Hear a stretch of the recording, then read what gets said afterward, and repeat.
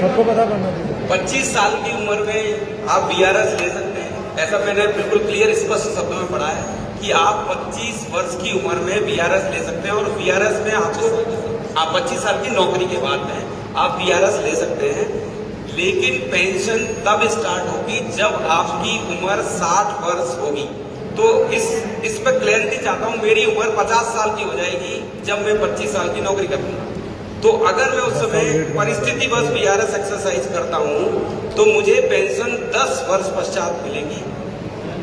इस पॉइंट पर क्या यही जो मैं सोच रहा हूं, जो मैं लिखा है वही सही है यूपीएस में या कुछ और है? ऐसी स्थिति में 10 साल तक मैं क्या खाऊंगा? ये एक सबसे बड़ा विवाद है। यूपीएस का जो सबसे बड़ा विवाद है वो ये है। दूसरा विवाद ये है कि मेरे को जो पैसा जो लमसम अमाउंट है, मैंने कैलकुलेट करके देखा तो वो लमसम अमाउंट मेरे कंट्रीब्यूशन का 10% कंट्रीब्यूशन का केवल 7 या 8% बन रहा है। मेरे केस में 25 लाख है।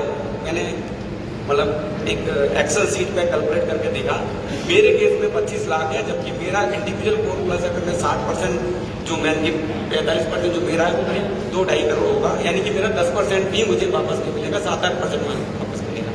तो अगर ये दो कंपेरिजन, मतलब मुझे जो मोटी मोटी बातें लग रही हैं कि अगर ये जो अभी तक की जो ओपीएस थी हमारी, उसमें क्या होता था कि जो कर्मचारी का कंट्रीब्यूशन होता था वो पीएफ में लिया जाता था। पीएफ में 8.33% दिया जाता था और वो वापस कर दिया जाता था। पेंशन सरकार देती थी। एनपीएस में लिखा था। एनपीएस में भी सेम कंडीशन थी कि एनपीएस में मेरा कंट्रीब्यूशन कुछ सरकार भी अपना कंट्रीब्यूशन वापस करती थी, क्योंकि अगर 14 और 10 का रेशो देखें तो करीब 41% सरकार मेरा है और करीब 58% गवर्नमेंट का है। तो लगभग मेरा पैसा 10-12% एक्स्ट्रा ही वापस कर रही थी।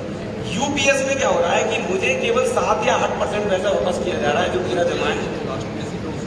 यानी कि ये वाली जो पेंशन है, बेसिकली मैं जहां तक समझ पा रहा हूं कि ये पेंशन मैं खरीद रहा हूं और इसका एक मूल्य चुका रहा हूं।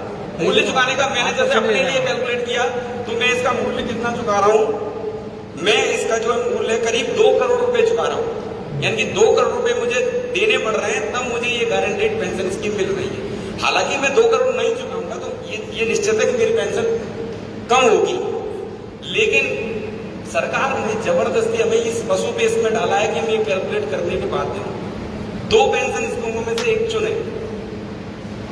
2 ड्रॉबैक की वजह से प्रॉब्लम है कि एक तो ये 25 साल वाली, चलो ठीक है, दूसरी कंडीशन 10% में मैं खरीद भी लूंगा, क्योंकि हम बाजार में जाते हैं, हम चीजें खरीदना चाहते हैं। अगर मुझे खरीदने की, जैसे आपने बताया कि अगर मुझे सिक्योर पेंशन चाहिए, मुझे लगता है कि मुझे कोई बीमारी नहीं है, मैं बिल्कुल हष्ट-पुष्ट हूं, मेरा हार्ट भी सही है, मुझे कोई डायबिटीज भी नहीं है, मुझे कोई अभी हार्ट अटैक भी नहीं आया, तो हो सकता है मैं 80 साल जी रहा हूँ। तो अगर मैं 75 से ऊपर जी रहा हूँ, मेरा जो आंकड़ा है 75 से ऊपर जी रहा हूँ, तो मुझे यूपीएस में बिल्कुल जाना चाहिए। सही बोला सर, बिल्कुल यूपीएस में जाना चाहिए, है ना।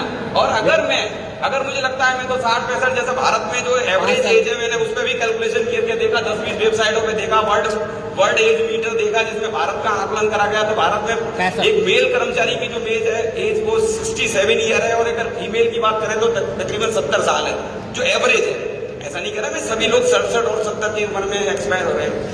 कुछ लोग जो है 70 भी जी रहे हैं, कुछ 75 भी जी रहे हैं, और एवरेज 67 और 70 है ना। तो अब सवाल ये है कि यदि 80 साल जी रहे हैं तो यूपीएस अच्छी है, 75 साल जी रहे हैं तो यूपीएस है, 70 साल के ऊपर जितना जाएंगे ऊपर तो यूपीएस अच्छी है।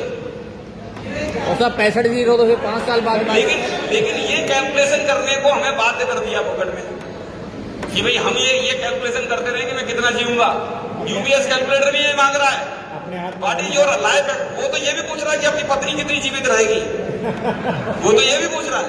तो अब प्रॉब्लम यही है कि अगर मैं आज मुझे पता लग जाए, भगवान सपने में आके बता दे कि साहब तुम तो 75 साल जियोगे, तो मैं आज यूपीएस सुन लेता हूँ।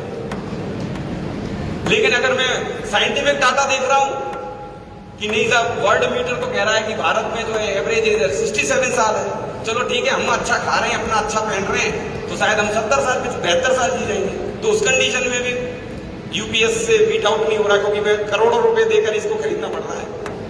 अपना जो करोड़ों रुपए का कंट्रीब्यूशन था मेरा खुद का, वो देकर खरीदना पड़ा। दूसरी बात कि ये जो कंडीशन लगाई गई है वो मेरे समझ से बिल्कुल परे है।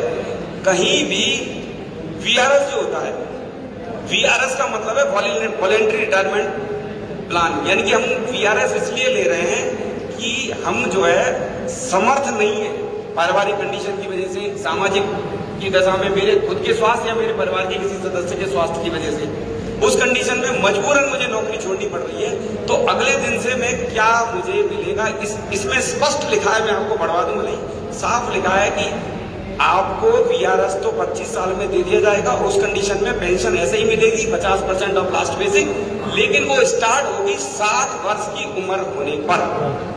ये जो वीआरएस वाली कंडीशन है, अगर आप इसमें, अगर आपको कुछ पता है, मुझे हो सकता है मेरे को कंफ्यूजन हो, तो आप